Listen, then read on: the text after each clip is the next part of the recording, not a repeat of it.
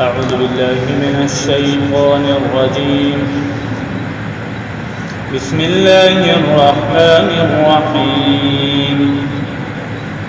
ما كان للمشركين أن يعمروا مساجد الله شاهدين على أنفسهم بالكفر أولئك حبطت أعمالهم وفي النار هم خالدون.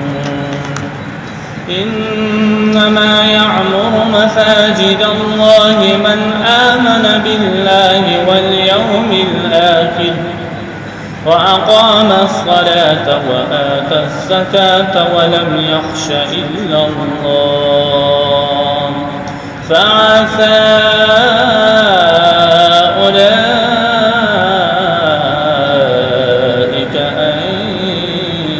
يكونوا من المهتدين.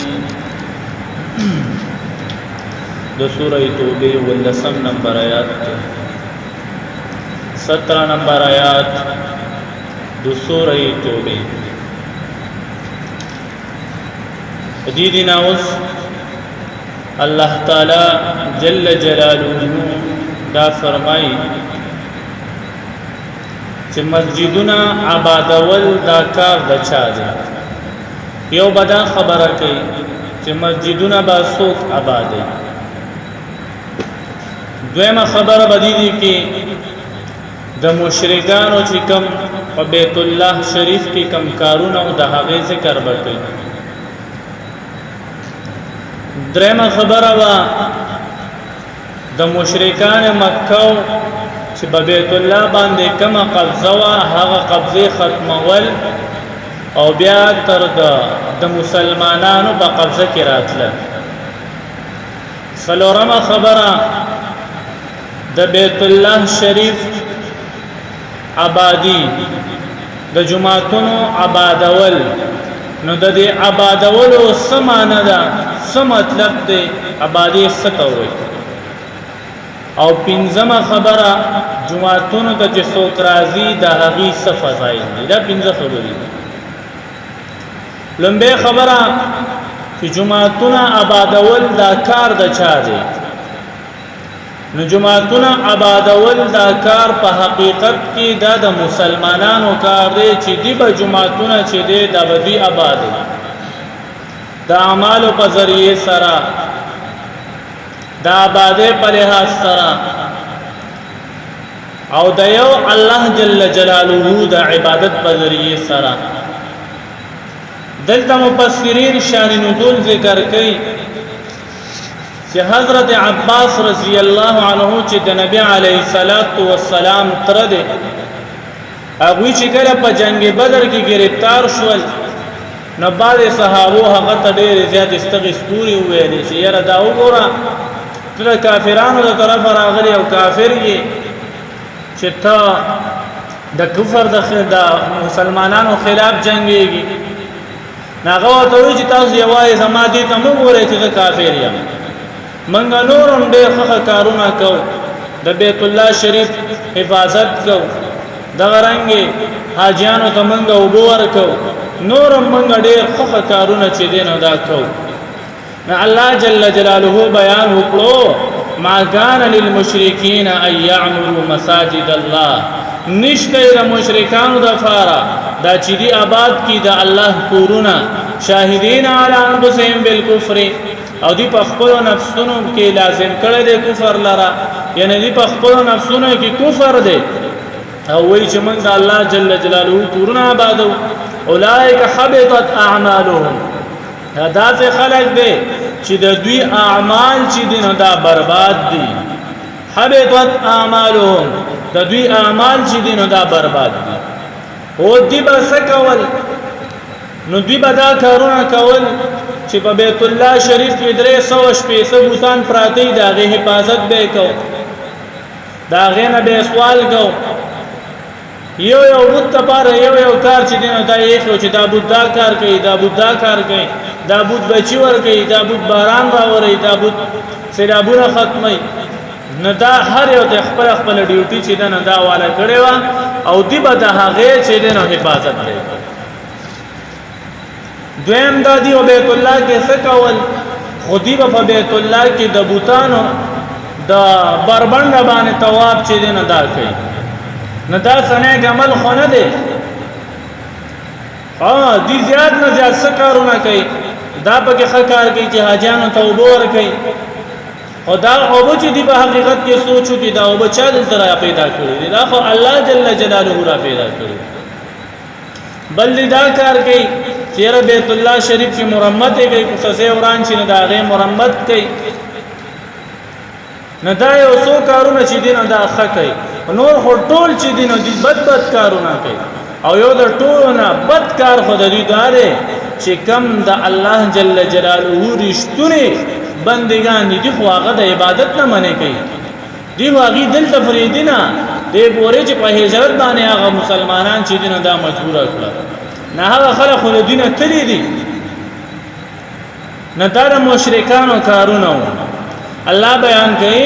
ما کان للمشرکین ان یعمروا مساجد الله نشته مشرکانو لپاره دا چې دی آباد کی دا الله جل جلاله کورونه شاهدین علی انفسهم دین ولید بخبو نفسونو کې کفر لرا اولئک حبطت اعمالهم دا داسې خلک دي چې دی اعمال چې دا برباد دي وفي النار هم خالدون او دی په دې اور کې همیشه وي انما يعمر مساجد الله من آمن بالله او سکورونه بد الله جل جلاله سوک آبادی نو دا سے خلق بد الله جل جلاله کورونه آبادی من آمن بالله والیوم الاخر چې سوک په الله باندې او په ورځ د آخرت باندې ایمان لري نو دا الله کورونه بد سے خلق آبادی بل دا واقام الصلاه چې مونږ قائمای وآت الزکات او زکات ورکي ولم يخش الا الله او دې د الله نه علاوه د بل شان نه یریږي نه دا څه خلک چې دین دی به د الله جل جلاله مساجد چې دین دا به آباد وي د الله نه علاوه د بل شان نه یریږي څه مطلب یعنی د الله په دین کې چې څه خبر راځي د چا په نه باندې د الله د دین نه رسو کیږي د اول کې د الله د دین کار کوي رسو بیا بل څه کوي اول د دین د چا په خبره باندې د چا په وینا باندې د دین د کار نه نشي رسو کېږي خپل د دین کار چې نه دا جاری ساتي د چا ملامت ته نه ګوري د چا خبره ته نه ګوري خو لیکن د الله نه یریږي د خپل دین کار چې نه دا په جاری ساتي د چا خبره ته نه ګوري دا د مؤمنانو د مسلمانانو صفت ده یو دا کو په دې کې تبعیه روي لکه سړی د ازمري نه یریږي یا د مار نه یریږي نه تبعیه را چې دنه داشته ده دا نه چې بیخي بنه یری نه تبعیه راشتا ولیکن د الله په دین کې چې کوي او خبر راشي نه دی بیا د چام پروا نه کوي نه د خپل بلار پروا کوي نه د خپل رور پروا کوي نه د خپل طرف پروا کوي د الله په دین کې بل چام پروا چې دنه دا بنه کوي دا څه خلک دي دې ته ویلي چې د الله نه علاوه د بل چا نه یری اوس کې وسلې د مار یا د ازمري نه یری نه هغه دینه مستثنا نه دي اپ کې تبعیه راشته ده ادا رنګي نو موسی علیه السلام مخه ته چې وکړه هغه رسونه غماران چې دینو جا جوړ شو فاوجس فی نفسه خیفه موسی علیه السلام په خپل نفس کې غیر چې دا محسوس کړه نو تبعیه چې دا بوي خو لیکن د الله په دین کې یره بدا بل چانم نه کې ته د یو الله نه بیریږي او د دین کار لته دین دا بغاړه ورغی بل د کفارو متولی کېدل چې دې ته په کعبه باندې ولایت چې نه دا حاصل وو الله جل جلاله فرمایي چې د دوی د ولایت چې نه دا د مونږ سنت چې نه دا ختم دي اوس کو چره مشرکان نه کارونه کوي د الله جل جلاله په کور کې کار کوي د الله کور آبادی آیا دا آباد ولې شي او کو نشي آبادولې نه پدې کې موږ د اسلام مصلحت تبغو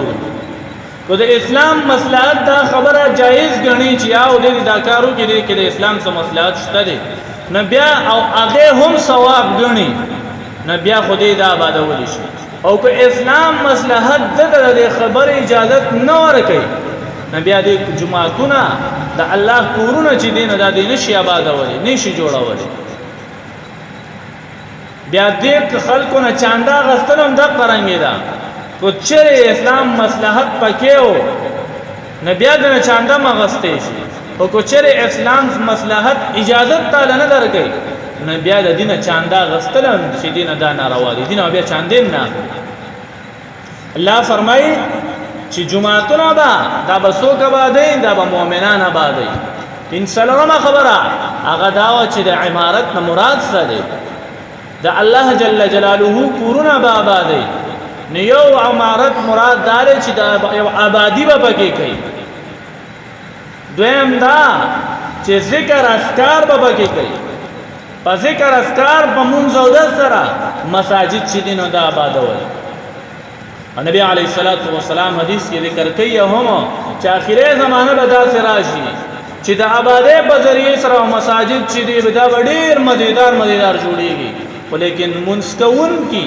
ذکر اذکار کوون کی دا په دې کې ډېر زیات کم وي هغه وخت دی عمارت مطلب داري چې په جمعات کې دینی حلقې چې دینه دا ولګي د عمارت مطلب داري چې په جمعات کې د قران درس چې دینه دا شروع شي د عمارت مطلب داري چې په جمعات کې د احادیث درس چې دینه دا شروع شي دا د عمارت معنی دي او مفسر قران مولانا قاضی ثناء الله فانی فقیر رحم الله ذکر کړی دی چې د جمعات د عبادتولو مطلب داري چې تب په جمعات کې بذل خبره چې دینه دا بنه کې